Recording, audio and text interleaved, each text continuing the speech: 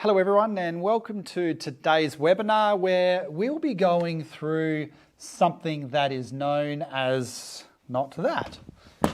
something that is known as the serial position effect.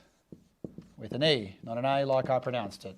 The serial position effect. Now, this is one of the strategies that is considered to be a more advanced teaching and learning strategy, but actually, like all of those strategies, it is very, very simple. So I would advise to just take the basics of it, really think about the core things that we're talking about today and not be too overly concerned about having to use this every single day. It's not one of those strategies that you're going to use constantly. Now, the serial position effect tells us a few things. And just as a little side note, it's more so considered to be something that psychologists and whatnot talk about less and studied in that, I guess, cognitive type areas and less so in the education world. You very rarely see this spoken about as a teaching and learning strategy. But I like to take these things and then figure out how we can actually apply them as professional educators and how we can use them in different topics and subjects and with age groups and students with disabilities and so on and so forth. So anyway, the basics of the serial position effect is that if you have to remember a certain number of items, there are some in that list that you will remember quite easily and some in that list that you won't. And it depends on the position of those different items in the serial or in the series of items. So if you have, let's go 6 or 7 items. Phew, I feel like I'm drunk here. 1, 2, 4. What's going on? 1, 2, 3, 4, 5, 6. Now let's say there are 6 items or 6 processes, 6 things that a student has to do that the teacher is trying to teach. So to solve, say, a maths problem, there are 6 different things that they need to remember to do. Now, I'm not going to go through and give you an example there. Quite often when people talk about this effect, they do things like give you 6 items or 7 items and ask you to remember them and then use that to prove what's going on. I won't go through that process because I don't think we really need to. It's a bit of a waste of time. But what I'm trying to show here is that let's say we have an item there, an item there, an item there, an item there. I'm running out of, what's another one? An item here. And how do you draw a star? Well, let's say that weird looking thing there. Okay, so we've got 6 different shapes here that we want to get students to recall. Now, they're going to be able to recall this one more than any other one, other than probably the very last one, assuming, let's just pretend that I drew a nice star there, but I didn't. But let's just assume I did. So they're going to remember this one and they're going to remember the last one. Now they're also going to remember maybe number 5 a little better and maybe number 2, so the first couple as well. So this is what psychologists and people who study this kind of stuff, this one here, there's an effect, it's called the primacy effect.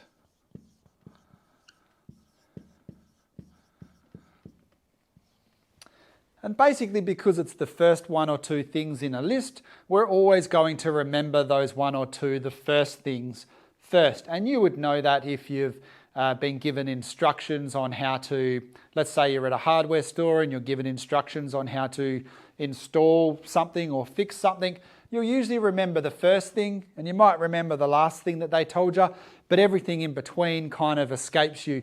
You might have something of an idea, but you might not remember the order. You might remember number 4 or so on. But generally, the things at the top and the things at the bottom of that list, you will remember the easiest. Now, the primacy effect is mainly number 1.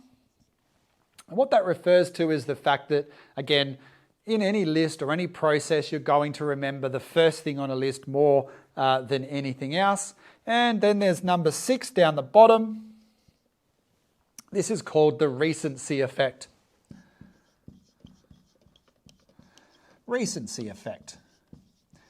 And I think that's pretty obvious. Why? Because the last thing that we hear or see or get told about or whatever is the most recent part of the list, and therefore you would think that logic would have it that we remember that most easiest, because if this one was 6 minutes ago and this one was 30 seconds ago, there's probably a better chance that we've got to remember that one than, say, number 3 or number 2.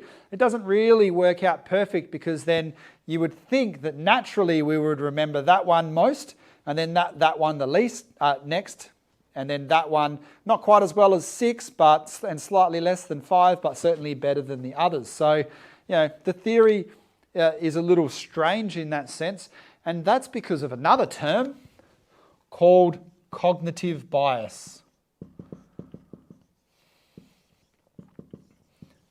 Cognitive just means thinking or of the mind. That's how I think of that word. So we have this weird aspect of our brain built into our brains that means for some weird reason we remember the first thing in a list, even though the most recent thing we heard was number 6. And behind number 6, the next most recent thing we heard was number 5, and so on and so forth. So ignoring that for a moment then, and I'm just going to rub those off. So ignoring the primacy effect and the recency effect and this idea of cognitive bias, because it's probably not that overly important. If you do happen to recall those terms, then that's all great, but again, it doesn't really matter. So how this works in a lesson, if we're getting students to memorize things, then obviously that's pretty obvious there, but it also actually applies in just a typical lesson, because let's say you're in a physics class or a year 8 maths class, and students need to go through a 6-step process in order to complete a task. So if they're doing something like, the example I've actually used in some of my videos, so I'll continue that example, is that we're teaching students how to do graphs. Now, step number 1, you're going to get them to draw the axes like that. Step number 2, you're going to get them to do the titles. Step number 3 is a caption of some description. That might probably come later, but let's assume that they've already got that data. Again, there's various different ways that we could process this out. Step number 4, they might enter data. Step number 5, let's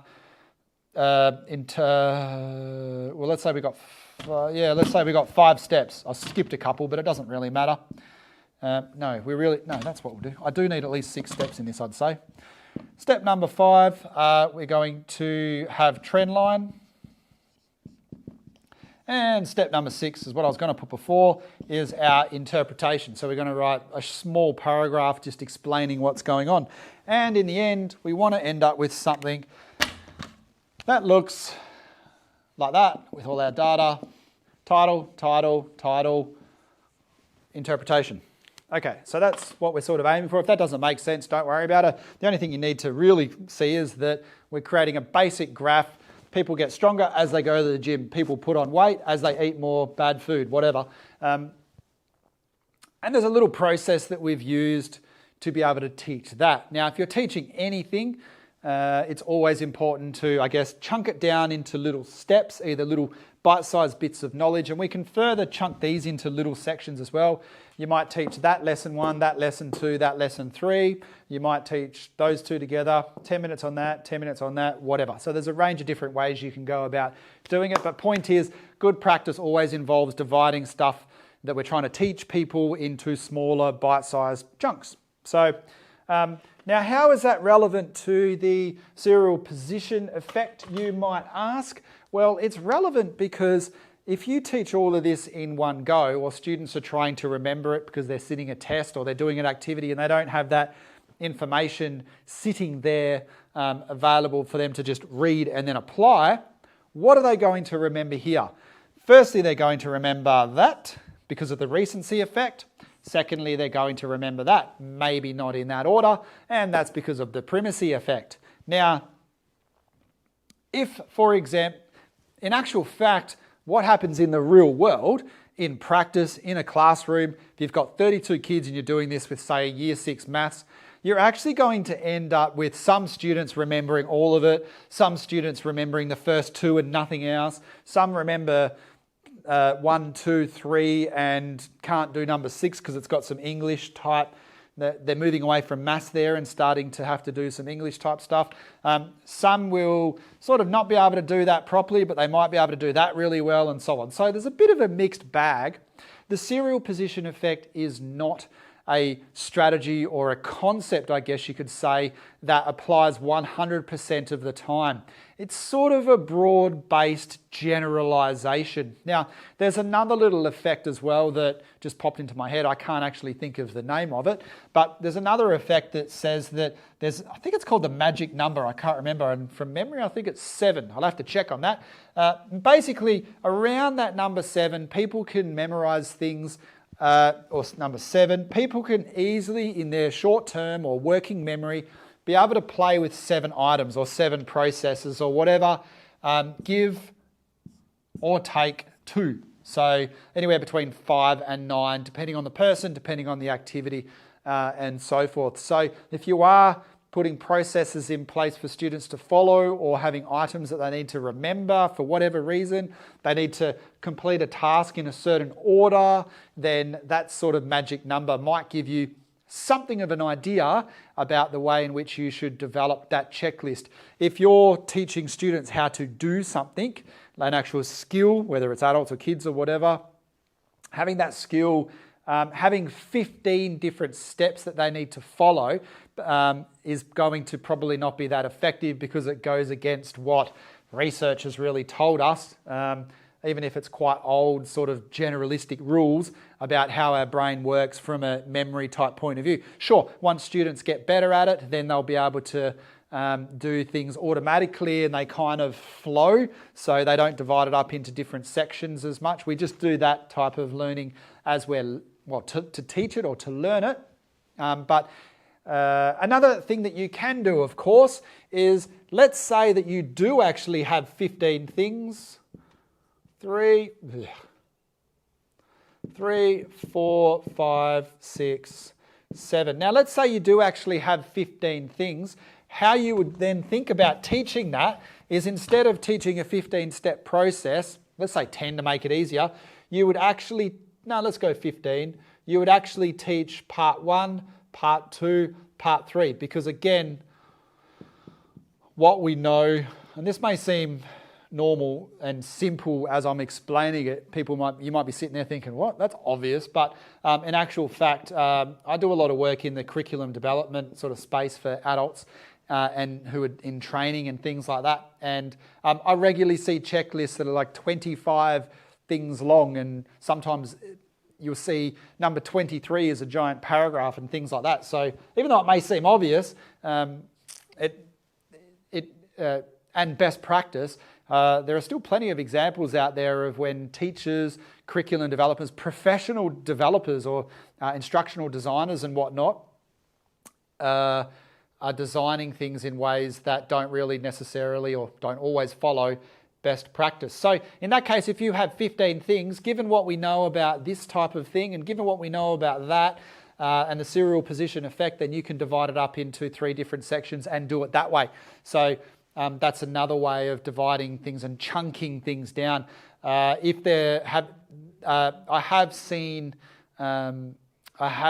have read on some articles about how if you've got 20 items to remember or 22 items to remember, so this is talking purely about memory work now. If you do have 20 items, one little mnemonic, I guess, or memory trick is divide those 20 into different parts, and then it's easier, or people are more successful at remembering those 15 or 20 things when they are in 3 different sections. Now, what normally happens here then is, because of that cognitive bias and the recency and primacy effect, people can memorize that, memorize or know those, and they'll also know that one and that one a bit better than that one, or have more of a chance of remembering it, particularly if there's a number across the top there. Now, just as a little side note as well, if you're, I don't know if there's any research for what I'm about to say, but personally I think that gut instinct is that it does make sense.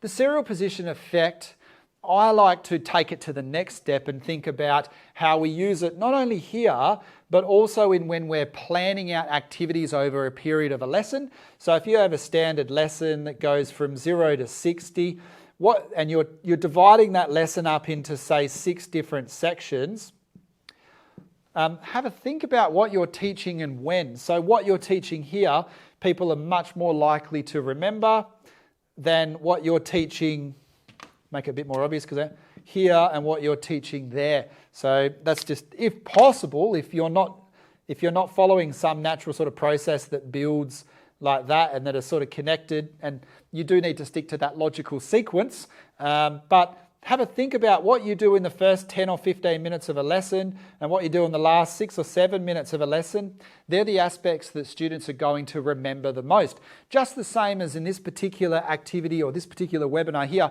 you're probably going to remember the things that I was talking about at the very start, as well as the things that I talk about at the very end, more than the stuff that goes in the middle. Now, of course, that's not going to apply to everyone, and our attention and motivation peaks and troughs as well. So there's also that factor. But that also applies to if you're developing an actual course. And again, take it with a grain of salt, but it's something to consider anyway.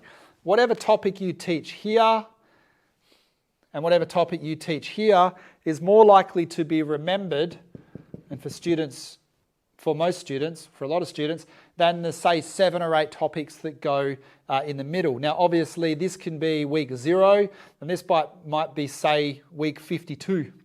So whatever happens at the start and whatever happens at the end, and particularly at week 52, and let's say we do a memory test at week 75 to see what students remember, I'd say that what they're doing there and what they're doing there, they got a good chance of remembering, and it'd be interesting to see if there's any, well, I've never come across any research or articles that have sort of done this type of thing on this effect or to this extent with a longer course. It's possible that it's out there though, but gut instinct says that what you do at the start and what you do here is really important. And usually this is the easier sort of intro type things as well.